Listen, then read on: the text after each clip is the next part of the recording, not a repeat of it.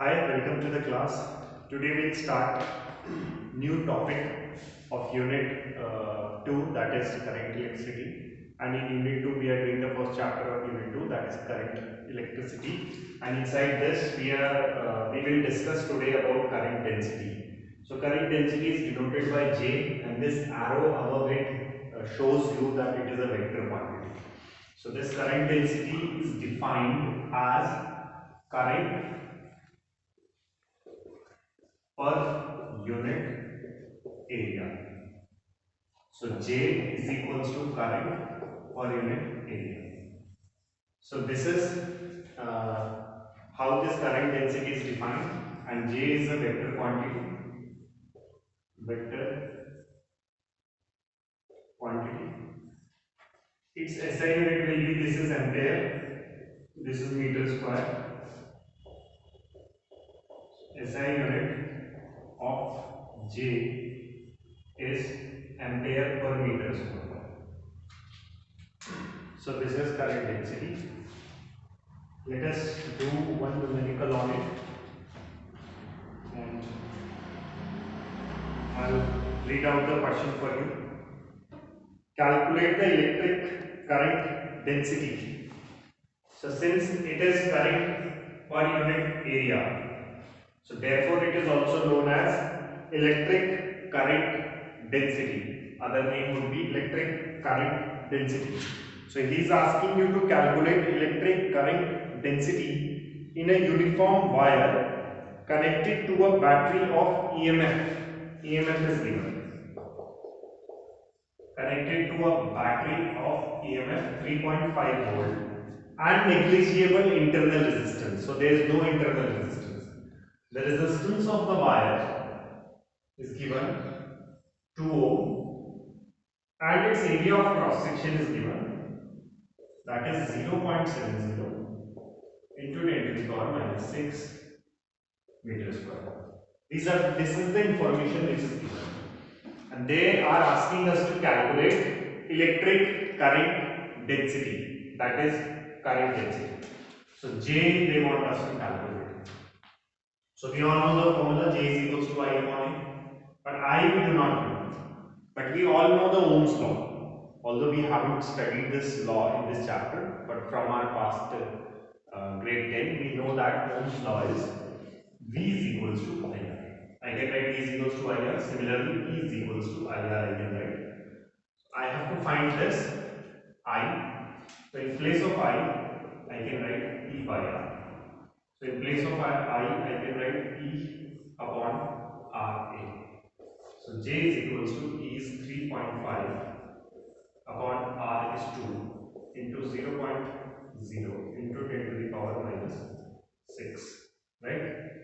If we remove this point, 10 will come. If we remove this point, 100 will come. 0 goes off. This 0 goes off. 7 to 14. So J is equals to 35 by 14. And if I take this up, it will be 10 to the power 6. If you solve this 34 by this thing, it will be 2.5. So J is equals to 2.5 into 10 to the power 6. And what will be the unit? So the unit will be ampere per meter square. Ampere per meter square. So this is how you have to calculate the current density, and this is how you have to define it. Right? So this was about the current density. Next, I would like to introduce to you about resistance of a conductor. So resistance I'll introduce now.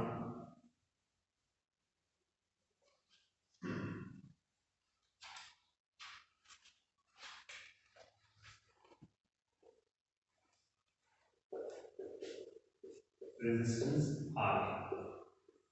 As the name or the word is suggesting you, resisting something. So in this case, what it is resisting? It is resisting the flow of current. It means any conductor is there, and inside the conductor we have the electrons which are drifting towards the positive end of the conductor. So when they are drifting towards the positive end of the are colliding with each other, and because of this collision they are losing their energy, right? And this loss of energy because of the collision is known to be resistance. So the resistance is the obstruction. Resistance is the obstruction to the flow of current. Resistance is the obstruction to the flow of current when electron moves from one end of the conductor, or electron drifts from one end of the conductor to the other end of the conductor, right? So resistance, we know, the obstruction offered by the conductor to the flow of electrons. And what is the cause of this resistance? The cause of this resistance is the collision of electrons when they are drifting from one end of the conductor to the other end of the conductor. So this was resistance. Now, next, I'll go into the details of this when I'll discuss Ohm's law. So, Ohm's law, up till now, we have understood about electric potential, that is V. This we have done in the unit 1. Current I, and just now I taught you about electrical resistance. Ohm's law connects these three. Basically, it gives a relation between these three. So, if I tell you the statement of Ohm's law, the statement of Ohm's law says that at constant temperature, so this is the condition for the Ohm's law, that this temperature or the physical quantity temperature should remain constant. At constant temperature, the current flowing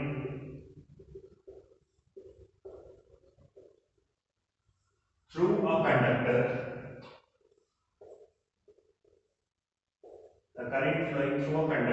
is directly proportional to the applied potential difference. So this is the statement.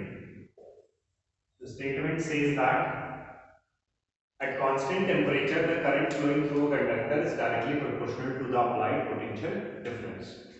The current flowing through a conductor, I, is directly proportional to V. This is what the statement says, and this condition will be valid only if you have constant temperature. So I can write as V is directly proportional to I as well. If I remove this proportionality, equality will come, and you all know that if you remove this proportionality, equality along with a constant will come. So this constant is named to be R. So what is R? R is a constant, first of all. What is the name of this constant? The name of this constant is resistance. Okay? And if you take this R, okay, let me tell you the SI unit of this resistance, or R. SI unit is Ohm, and it is denoted by the symbol omega. So this is the symbol omega and this is Ohm. So if you take R is equals to P upon I, and you know that this is a constant, R is a constant, so in place of R I can write constant. So this is V upon I is equals to constant. Okay. So the ratio of this V and I for a given conductor where this temperature is constant, the ratio will remain constant. So this was about Ohm's law. And V is equals to IR is the expression for Ohm's law. V is equals to IR is the expression for Ohm's law. Correct? Now, if I have to tell you to go and plot a graph of this V and I, so what will be that is going to look like? Let's have a look at that part. So this graph of V and I. So if I plot a graph of V and I, you all know that V is directly proportional to I. V is directly proportional to I. And if we plot a graph of V and I, we keep V there, I there, and since they are both, these both are directly proportional to each other, therefore this graph has to be a straight line. So the graph of Vi will always give you the straight line, right? But I used to get sometime a query that what if I, instead of V, what if I write I there and V here? Then what will happen? So of course, since V is directly proportional to I, the graph will remain same. The graph will be a straight line only. Both the cases the graph will be straight line. But then you may ask the question that what is the difference? Is there any difference there? So answer is yes, there is a difference there. And the difference is in the slope of the graph which is given. So if I take the slope here, so you all know how to calculate the slope. I will draw this here, this perpendicular. Obviously this is B, then this has to be V, this is I. So if I calculate the slope, if this is theta and I calculate the slope, so slope is equals to tan theta. You all know this? So slope is equals to, tan means perpendicular upon base. Perpendicular upon base. Now look here, V upon I. V upon I is equals to what?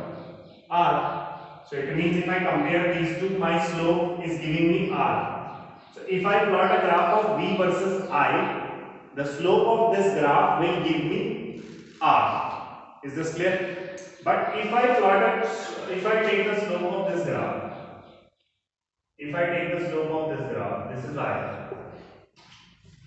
So slope is equals to tan theta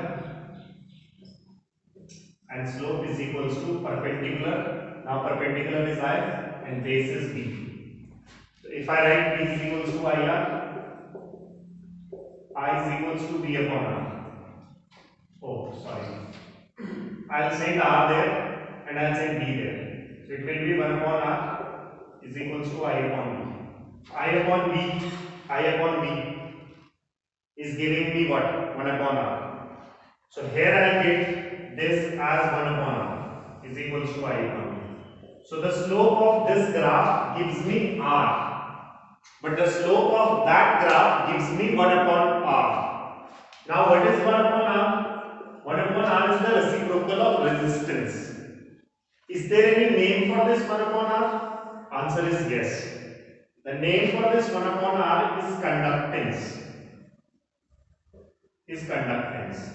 Which is denoted by G.